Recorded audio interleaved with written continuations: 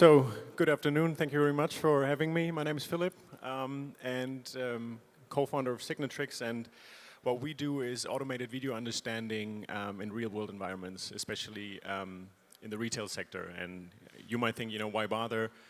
And the reason is that the video data available from CCTV cameras is growing all the time. So basically, when you find a place where there's no camera yet, say a retail environment, then chances are soon there will be. And the thing is that everything that happens in such a store, say, is captured on that data, but it's not being used at all. Because it needs to be deleted due to regulation, it's way too much to handle.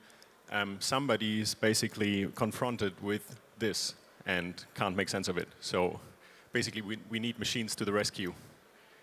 And this is what we do. This doesn't seem to work well. Okay, but we provide basically a suite of AI and deep learning enabled methods that will allow you to automatically extract that information from the video and sort of include it in a fully fledged end-to-end system that will be able to deliver notifications, get you analyses on the things that happen, work in real time, and work basically at your premise or in the cloud if you want to.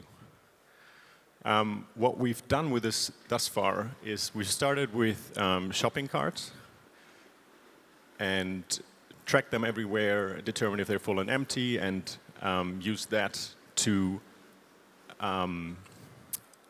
augment the cashier's work at the point of sale and supervise the open entrances of stores.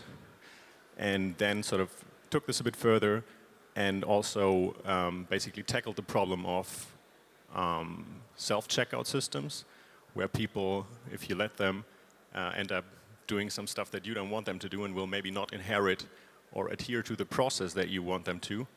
And what we're working on right now is basically to understand the whole store paradigm by understanding withdrawals of goods and thereby basically paving the way toward automating parts of that experience. I'll show you a short video which will highlight some of the things that we've been up to and maybe give you a better understanding. So this is basically somebody stealing a full shopping cart through the open entrance. And it happens really quickly. And this is lagging a little bit. But the idea is you would not capture these events if you weren't looking at video all the time.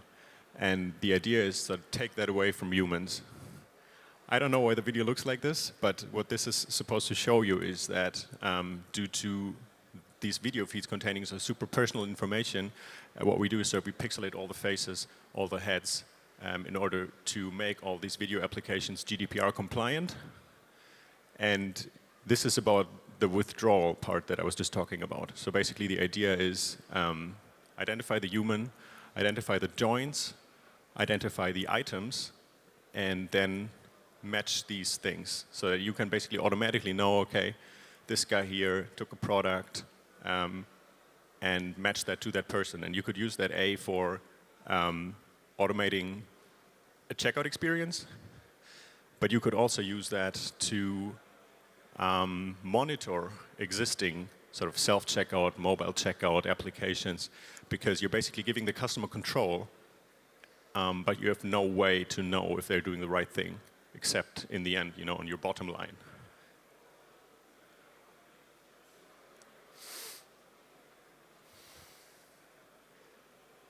I'll stop this.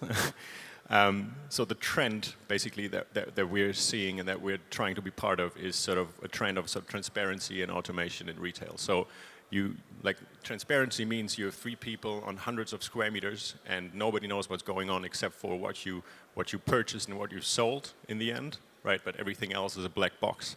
And the other thing is that due to these kind of systems, you could actually automate some of these things, which, for example, Amazon Go has been demonstrating in a very expensive setup, but we believe that there's a lot of interesting applications along the line there. These are some of our customers. We've been working with a very large discounter from southern Germany a lot. Tesco is liking this a lot, and also with Globus, we've now basically signed our first larger deal, which will sort of yield us roughly $500,000 in recurring revenue over the next 12 months.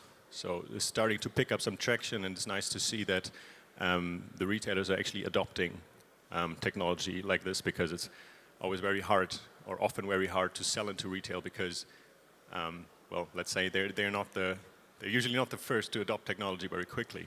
Often, yeah. So these are some of the financial figures, if you will. We're only angel and state funded, and currently doing a round which will sort of close from 300,000 on, but we're willing to oversubscribe quite a little bit. I'm glad to be here. This is the team, I think, yeah. Looking forward to talking to you later, and thanks a lot for having me.